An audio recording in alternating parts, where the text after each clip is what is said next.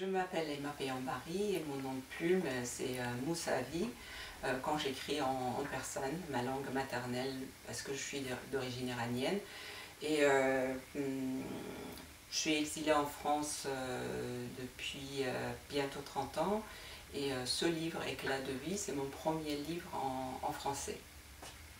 Mais avant ce livre, j'ai déjà publié 2 recueils de poésie en persane et un recueil de nouvelles aussi dans ma langue maternelle. Par ailleurs et parallèlement, j'ai travaillé avec beaucoup de revues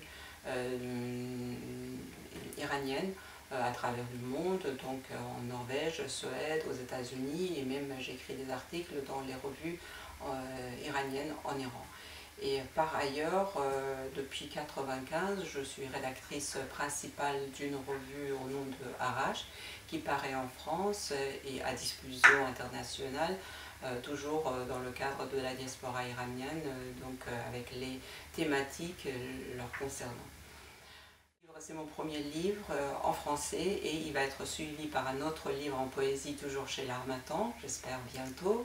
Et dans ce livre, j'ai essayé ou j'ai envisagé, je souhaitais partager avec les lecteurs français le monde ou les moments d'une exilée.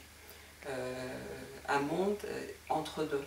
Un monde qui est toujours coupé en deux parce que chaque paysage envoie l'exilé à un autre paysage et chaque mot, chaque histoire lui rappelle des souvenirs qu'elle a de son pays, pays natal. Mais en même temps, au départ, j'avais choisi un autre titre, c'était Éclat de nulle part.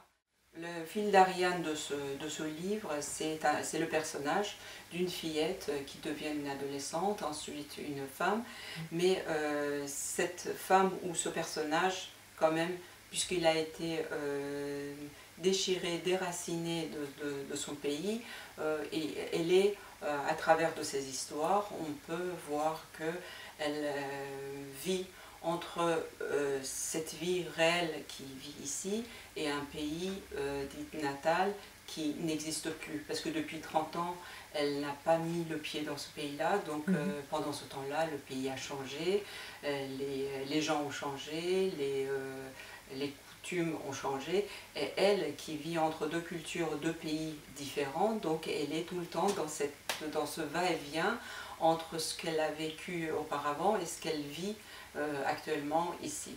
Mais en même temps, je considère, et c'est pour ça que j'ai souhaité de le publier, c'est pas seulement la vie d'une exilée d'un pays ou d'un local ou d'un endroit particulier, donc il y a des sens universels que je souhaitais évoquer, parce que même une exilée a une enfance, a des amours, à des souvenirs, donc j'ai abordé toutes ces thématiques aussi dans ce livre qui n'est pas du tout un livre sociologique, ce n'est pas un livre de récit de vie et je trouve que en tant qu'élément de cet univers, donc j'ai souhaité raconter l'histoire d'une personne qui est dans ce livre, Oma, Najmé, Emma, moi ou peut-être vous.